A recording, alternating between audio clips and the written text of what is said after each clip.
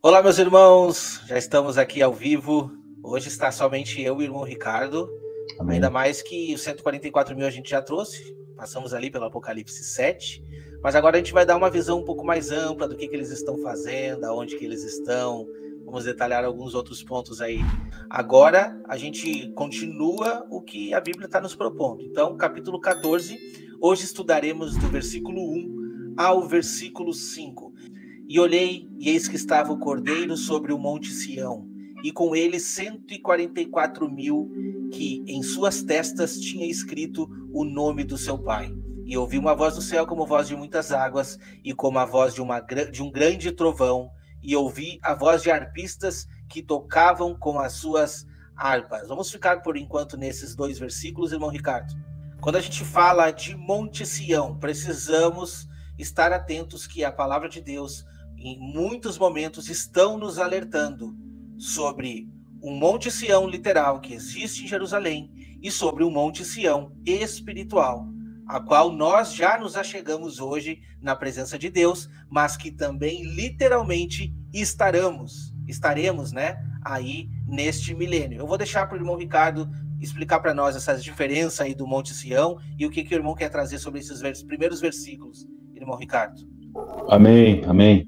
Então, muito importante, irmãos, nós termos esse discernimento acerca do Monte Sião. Existem muitas menções nos profetas que apontam acerca do Monte Sião e de Jerusalém. A palavra Jerusalém já é misteriosa, mas nós percebemos essa menção profética do Monte Sião e sempre acompanhado de Jerusalém. Nós, quando analisamos lá o escritor de Hebreus, no capítulo 12, no verso 22, está escrito assim: vocês têm chegado ao Monte Sião e à cidade do Deus vivo, a Jerusalém celestial, a incontável hostes de anjos, a universal assembleia e igreja dos primogênitos, arrolados nos céus, e a Deus, o juiz de todos, e os espíritos dos justos aperfeiçoados. Então o escritor de Hebreus apontou o Monte Sião para uma cidade de Deus, para algo que está numa região celestial. E quando nós vinculamos aqui Paulo escrevendo aos Romanos, capítulo 11, verso 26, no qual todo Israel será salvo, como está escrito: de Sião virá o libertador. Olha só, o libertador vindo de Sião, vindo do alto. E quando ele fala essa expressão como está escrito, com certeza ele está fazendo uma referência aos profetas. Então eu elenquei aqui 3 profetas para a gente endossar essa questão do Monte Sião no lugar alto e celestial. Isaías 62, verso 1 diz assim, ó: por amor de Sião e por amor de Jerusalém. Você vê que há uma distinção do Monte Sião, uma menção profética que aponta para algo do alto celestial, e ele não esquece, ele também faz uma referência para Jerusalém. E Joel 3,16 vai falar assim: o Senhor bramará de Sião e Jerusalém ouvirá. Ou seja, Amós 1:2 também vai falar o seguinte: fará ouvir a sua voz, os céus e a terra tremerão. Ou seja, o Senhor vai bramar de Sião e Jerusalém vai ouvir. Olha que interessante. Do alto veio o rugido, veio o bramar do Senhor, e Jerusalém vai ouvir de uma região mais baixa. Isso está tanto em Joel 3,16, como também em Amós 1, verso 2. E nós conseguimos discernir isso quando nós temos o entendimento da promessa que Deus fez para Abraão. Quando nós temos essa promessa de Deus para Abraão, que está em Gênesis 22, a partir do verso 17, nós conseguimos discernir isso, de que Abraão terá uma descendência como estrelas do céu, e uma descendência como a areia da praia do mar. E nesta descendência todas as nações serão benditas. Então nós temos esse discernimento pelas escrituras de que o Monte Sião está apontando aí para uma região celestial. Tanto que Apocalipse 14, quando no verso 1 diz do Monte Sião, o verso 2 vai falar o seguinte: ouvi uma voz do céu. Então o Monte Sião aí, em Apocalipse 14, está apontando aí para essa região do alto celestial. Que o livro de Salmos, né, as pessoas não prestam atenção, mas os Salmos, ele é um livro muito apocalíptico, né? E ele mostra revelações fantásticas que eu acredito que para quem lesse naquela época que ele foi escrito não entenderia. Não, isso não é para o nosso tempo, né? Então Deus revelou aí para Davi, né, muitas coisas que puderam ser escritas. E olha só que interessante, eu vou trazer um versículo para nós aqui, que está lá no Salmos capítulo 2, que vai dizer assim, ó, que muitos príncipes, né, conspiraram contra o Senhor e contra o seu ungido, dizendo: rompamos os seus laços e sacudamos de nós suas algemas. E olha só que interessante, ri-se aquele que habita onde? Nos céus. O Senhor zomba deles. Na sua ira, a seu tempo, lhes há de falar, e no seu furor confundirá. Eu, porém, constituí o meu rei sobre o meu santo monte Sião. Proclamarei decreto do Senhor, e ele me disse: tu és meu filho, e eu hoje te gerei. Pede-me, e eu te darei as nações por herança, e as extremidades da terra por tua possessão. Com vara de ferro as regerá, e despedaçará como um vaso de oleiro. Então a gente está vendo esse momento, quando está sendo falado de Sião, está sendo falado do céu. Lógico que a gente não pode confundir as coisas, é isso que eu quis trazer desde o início, porque o nosso Rei Jesus vai governar também de Sião, Jerusalém, física e literal. Mas a expressão contida no capítulo 14 de Apocalipse, você pode ver a partir do versículo 2, que é uma expressão, que é uma visão que está sendo vista no céu.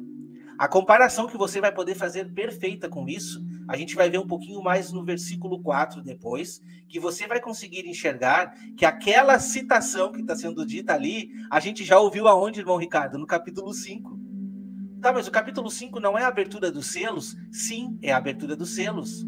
Mas olhando um pouco mais adiante, ali se consegue enxergar os santos juntamente, né? Porque quando nós fazemos a referência de Cristo como o Espírito Santo derramado sobre a terra, a referência de Cristo, a gente também vê a referência da igreja. Por quê? Por intermédio dos 7 olhos do Senhor que são enviados sobre toda a terra. A gente vai conseguir explanar um pouco melhor para os irmãos não confundirem. A princípio, hoje, é que você entenda que existe uma diferença, como o irmão Ricardo trouxe, entre a Sião celestial e a Sião literal da terra, né? E em um certo momento, irmão Ricardo, elas vão se fundir praticamente. Por quê? Porque no milênio nós teremos acesso aos céus. Esse cântico, esse novo cântico, está sendo cantado nos céus, ao mesmo tempo que também a igreja reinará de Sião literal. Por que não, né? Mas a maioria das referências bíblicas sendo contidas como profético está nos representando como salvos introduzidos na Sião celestial. E esse é o ponto importantíssimo, o ponto mais importante que os irmãos precisam observar. Eu quero ler com vocês também os Salmos 9. Louvar-te-ei, Senhor, de todo o meu coração. Nós estamos falando do quê? De louvor, né? Então, louvar-te-ei, Senhor, de todo o meu coração. Contarei todas as tuas maravilhas, alegrar-me-ei e exultarei em ti, ao teu nome, ó Altíssimo, e cantarei louvores. Eu cantarei louvores. Pois, ao retrocederem os meus inimigos, tropeçam e somem da tua presença. Quem é que vai estar...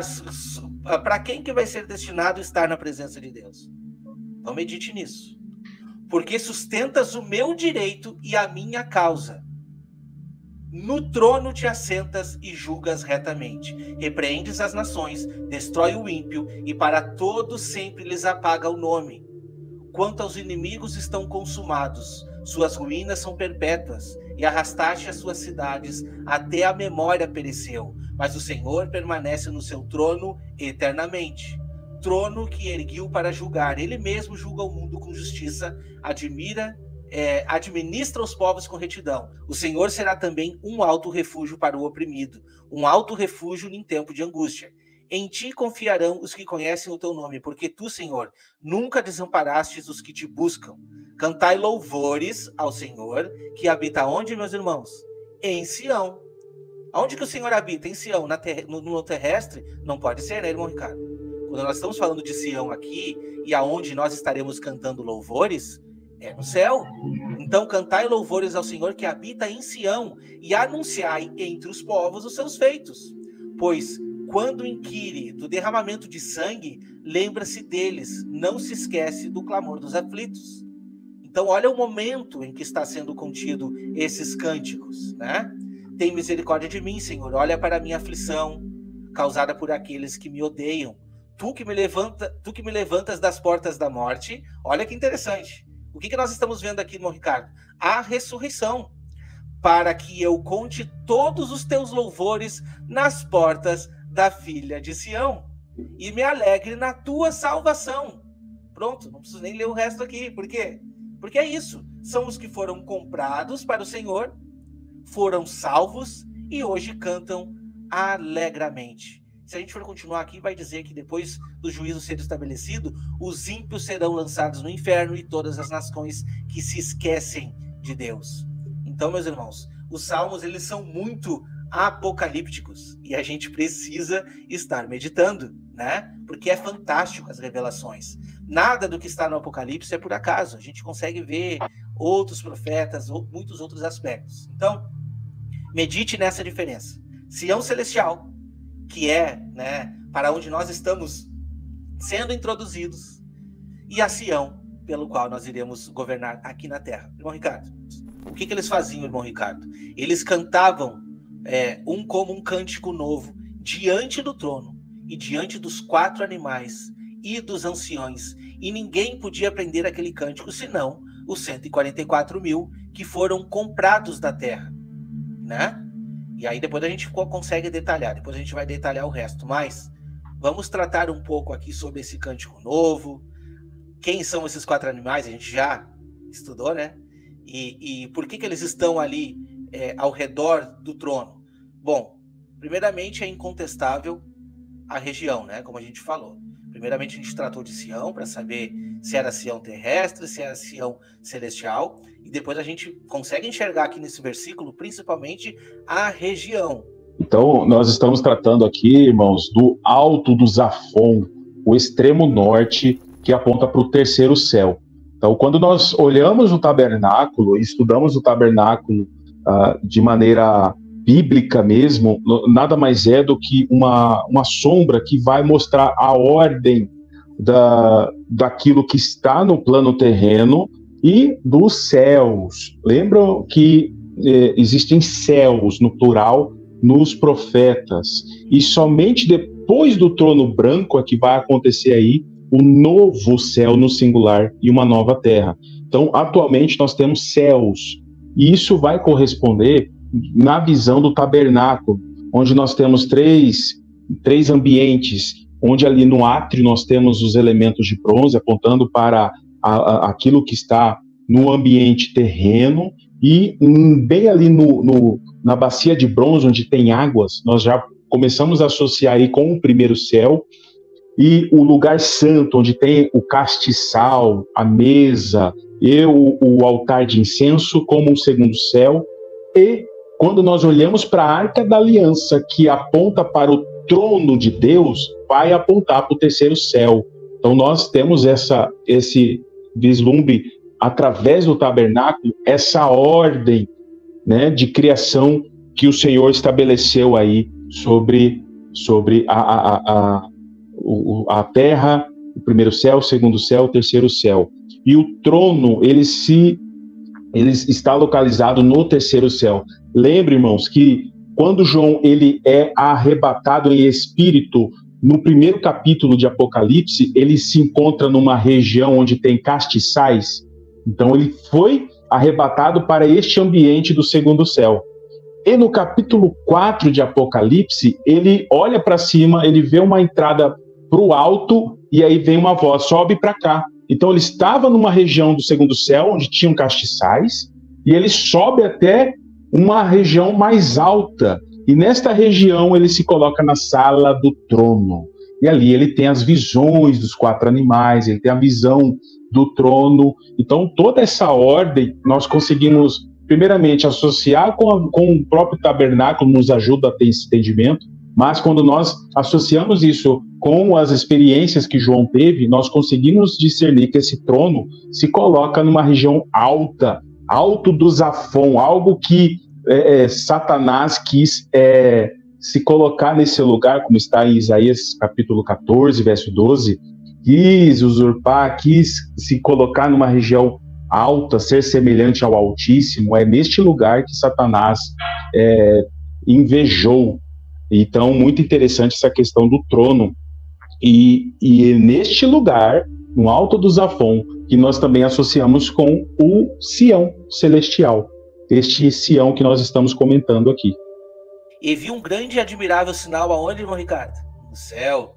7 anjos que tinham as 7 últimas pragas, porque nela é consumada a ira de Deus. E vi um como o mar de vidro, misturado com fogo, e também os que saíram vitoriosos da besta e da sua imagem, e do seu sinal, e do número do seu nome. Olha só, as 4 características que foram trazidas por nós no último, né, irmão? No último episódio, que a gente viu aí sobre a besta, né? A imagem, o sinal, o número do seu nome, né? E a besta, que estavam junto ao mar de vidro e tinha suas harpas, as harpas de Deus, e cantavam o cântico de Moisés, servo de Deus, e o cântico do Cordeiro, dizendo: grandes e maravilhosas são as tuas obras, ó Senhor Todo-Poderoso. Justos e verdadeiros são os teus caminhos, ó Rei dos santos. Quem não irá te temer, ó Senhor? Quem não magnificará o teu nome? Porque só tu és santo. Por isso todas as nações virão e se prostrarão diante de ti, porque os teus juízos são manifestos. Olha só que interessante, né? Esse é o ponto determinado, aonde os 144.000 estarão diante do trono, adorando ao Senhor. E tem alguns outros versículos que eu gostaria de trazer para os irmãos. Olha só, a gente vai voltar um pouquinho em Apocalipse 5, do 8 ao 10. E havendo tomado o livro, os 4 animais, os 24 anciões, que estão contidos aqui nesse capítulo 14, prostraram-se diante do Cordeiro, tendo todos eles o quê? Harpas e salvas de ouro cheia de incenso, que são as orações dos santos. E cantavam um cântico novo, dizendo: dignos é, Senhor, de tomar o livro, de abrir os seus selos, porque foste morto e com o teu sangue nos comprastes para Deus de toda a tribo, língua e povo e nação. E para o nosso Deus nos fizeste reis e sacerdotes, e reinaremos aonde? Sobre a terra. Então, meus irmãos, vocês estão conseguindo conectar os contextos? Entende? Então, assim, é como se fosse a confirmação dos cânticos e sacrifícios de louvores que nós já fizemos hoje. Hoje nós já nos achegamos diante do trono de Deus, espiritualmente, mas vai acontecer literalmente também. E é esse ponto que está sendo apontado. Para mim, aqui no Almeida, e aí tem diversas traduções do Almeida, né? Eu olho aqui no original, a tradução é um pouco diferente aí. Tá escrito assim, ó: para o nosso Deus os fizeste reis e sacerdotes. Em algumas traduções está escrito nos fizeste reis e sacerdotes. Mas quando nós analisamos sempre as traduções, principalmente no original, a gente vai perceber que os 4 seres viventes e os 24 anciãos, eles estão participando desse cântico. Eles participam. Como Paulo disse lá da família celestial, onde a igreja ela vai ser participante, ela vai ser introduzida nesta família. Então, a interpretação que eu tenho aqui é que, de fato, os 4 seres viventes e os 24 anciãos, eles estão juntamente ali com os glorificados, e diante dos olhos, pelo prisma dos 4 seres viventes e 24 anciãos, eles declaram como os fizeste, apontando para eles, né? Os fizeste reis e sacerdotes. Mas, pelo prisma dos próprios glorificados, eles estão participando desse cântico, né, e realmente celebrando, porque o Senhor fez deles reis e sacerdotes.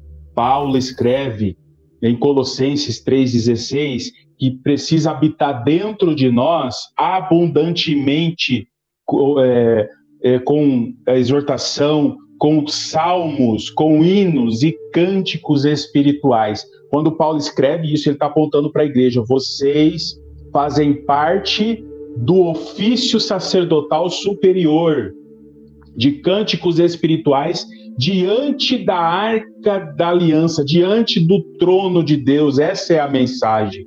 Então, no tabernáculo caído de Davi, que será restaurado, vai haver um exercício sacerdotal superior de cânticos espirituais eternos, segundo a ordem de Melquisedeque, diante da arca da aliança, ou seja, diante do trono de Deus. E isso será restabelecido. Quando nós olhamos, meus irmãos, a igreja exercendo esses ofícios sacerdotais espirituais e eternos, isso vai acontecer desde Sião celestial, desde o trono de Deus. E esse ofício sacerdotal, segundo a ordem de Melquisedeque, aponta para estes cânticos novos, cântico novo. Então, o cântico novo aponta para este ofício de sacrifícios espirituais que será restaurado no tabernáculo de Davi na ocasião do milênio. Estes são os que não estão contaminados com mulheres, porque são virgens. Estes são os que seguem o Cordeiro para onde quer que o Cordeiro vá. Estes são os que dentre os homens foram comprados como primícias para Deus e para o Cordeiro. E na sua boca não se achou engano, porque são irrepreensíveis diante do trono de Deus. O que o irmão pode trazer para nós aí, irmão? Então, baseado nessa passagem, irmãos, de Apocalipse 14, nós colocamos aí as 6 características dos 144 mil. Eles tinham nas suas testas o nome do Cordeiro e o nome de Deus Pai. Quando nós olhamos lá a palavra que está em Apocalipse 3,12, que é para Filadélfia, Filadélfia é uma das 2 igrejas que estão irrepreensíveis diante do Senhor. Lá está escrito: a quem vencer, escreverei sobre ele o nome do meu Deus e também o meu novo nome. Então, essa é uma característica que aponta para a igreja. Então, tem algumas doutrinas aí que vão fazer associação para 144 mil judeus. Só olhar essa primeira característica, a gente já começa a não concordar com essa vertente, porque os judeus ortodoxos não seguem o Jesus, não seguem o Cordeiro, e isso realmente aponta para a igreja. Uma outra característica, pode passar aí, Wagner.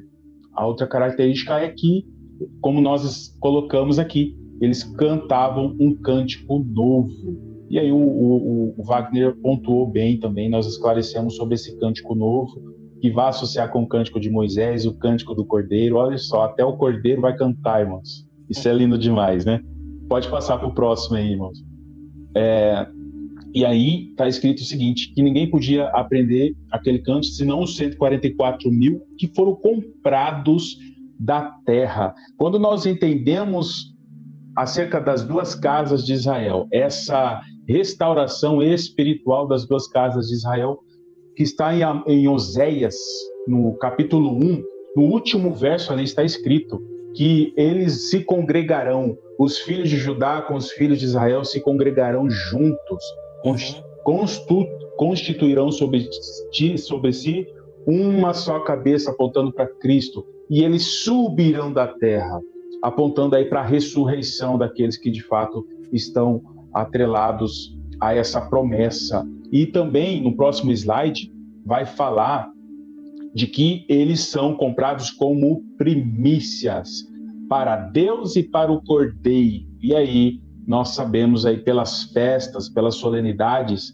de que aqueles que entram na nova aliança, o Senhor vai associar aí, Paulo mesmo escreve, fostes comprados por bom preço. Tiago vai escrever que somos primícias da criação. E eu coloquei aí também uma associação com jubileu. Por quê? Porque ali no jubileu nada mais é do que apontando aí para a redenção. Tem a figura do resgatador e tem o preço do resgate e apontando para o jubileu. Sabemos que jubileu ele acontece no encerramento de um ciclo que compete aí 50 anos e o start desse ano de jubileu ocorre no dia da expiação. Paulo vai escrever, Efésios 4:31, de que nós precisamos estar prontos para o dia da redenção. Esse dia da redenção, o dia da expiação, vai apontar para o ano de jubileu. Então faz muito sentido a gente conectar tudo isso aí. E aí vai falar também de que os 144 mil não se contaminaram com mulheres, pois se conservaram castos, virgens. Essas mulheres, irmãos, eu até convido vocês aí, quem não viu ainda, a assistir ao estudo do pastor Pedro acerca do projeto Babel. Lá ele vai falar de Olá e Oholibá, duas filhas meretrizes da grande Babilônia, apontando para a grande Babilônia, a grande meretriz. Nós sabemos aí que a igreja ela não vai se contaminar nos últimos dias. Aqueles que de fato são prudentes, não estamos falando das virgens loucas, mas as virgens prudentes e as duas testemunhas, elas vão permanecer incontamináveis com mulheres, incontamináveis com o sistema. E esse sistema babilônico aponta para a grande meretriz. Tanto é que Paulo escreve que nesta obra do Senhor existe um zelo de apresentar uma virgem para um marido, a saber, a Cristo. Então isso é muito importante, nós temos esse discernimento acerca da virgindade, de manter castos. E aí também a característica de que eles seguem o Cordeiro para onde quer que vá. Isso aqui é uma ligação direta com João 14, onde Jesus mesmo disse que voltarei e os levarei comigo para onde quer que eu esteja, vocês estejam também. Então, é uma conexão direta, irmãos, daqueles que são seguidores do Cordeiro, nada mais é do que a igreja que segue Jesus aonde quer que vá. E quando nós entendemos essa expressão, aonde quer que vá, nós vamos discernir com a escada de Jacó. A escada de Jacó que permite essa ida e vinda, esse ofício sacerdotal e de regência sobre as nações da terra, mas os ofícios sacerdotais, segundo a ordem de Melquisedeque, na região do Sião celestial, na região do alto. Por isso a escada de Jacó se cumprindo plenamente no reino milenar. Faz muito sentido isso. Seria interessante tratar da anti-obra, da antítese dos 144 mil, apontando aí o povo da besta, que faz muito sentido também. A gente falou aqui que os 144 mil tinham nas suas testas o nome do Cordeiro e de Deus Pai, e o povo da besta é a anti-obra, é o contrário, a antítese. Eles vão ter na testa e na mão direita a marca da besta, 666. Tá aí as referências para quem quiser estudar aí, Apocalipse 13, 16, Apocalipse 14, do 9 ao 11, que nós vamos tratar no próximo episódio aí. Então, faz muito sentido isso. Outra antítese também está com relação a essa voz.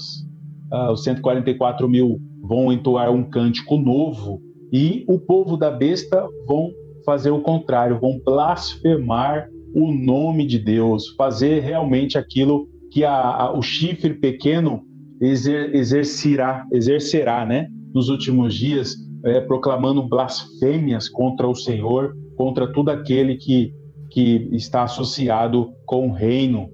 E outra característica de antítese também está no caso dos 144 mil sendo comprados e sendo primícias para Deus e o Cordeiro. O povo da besta, eles vão se embriagar pelo vinho da grande meretriz e vão adorar a besta que sobe do abismo, conforme Apocalipse 18, verso 3 aí. E a outra antítese é que os 144 mil não se contaminam com mulheres, eles perseveram castos, o povo da besta, eles vão se contaminar com essa grande meretriz, conforme está escrito aí, Apocalipse 17, verso 2. Eu acho que é isso. Ah, não, ainda tem mais uma. Tem mais ainda. Exato. Enquanto os 144 mil são seguidores do Cordeiro aonde quer que vá, o povo da besta, né, eles se tornaram seguidores e adoradores da besta. Isso vai acontecer até o fim, até porque aqueles que colocam a marca, a gente vai ver isso no próximo episódio, não restam para eles tão somente a condenação ao lago de fogo. É isso aí. Então, meus irmãos, não fica difícil de entender quem são essas pessoas. Nós estamos tratando aqui de um povo separado, que foi comprado como primícia, que foi levado para junto de Deus, né? E quando a gente fala levado para junto de Deus, os irmãos não tenham em mente que nós iremos para o céu e vamos ficar no céu. Não, só que nós teremos acesso. Então, esse capítulo é importantíssimo para nos fazer entender que os santos reinarão sobre a terra, serão reis e sacerdotes sobre a terra, mas que terão acesso aos céus, entende? Para se achegar diante do trono de Deus. Olha que interessante que eu separei, que está lá em Isaías capítulo 42, versículo 5 em diante, diz assim, ó. Assim diz Deus o Senhor, que criou os céus e estendeu e formou a terra, e tudo quanto produz, que dá fôlego de vida, e ao povo que nela está, e o espírito aos que andam nela. Eu, o Senhor, te chamei em justiça, tomar-te-ei pela mão e te guardarei, e te farei mediador da aliança com o povo, e luz para os gentios, para abrires os olhos aos cegos, para tirares de prisão o cativo de cárcere, os que jazem em trevas, porque eu sou o Senhor, e este é o meu nome. A minha glória, pois, não darei a outrem, nem a minha honra às imagens de escultura.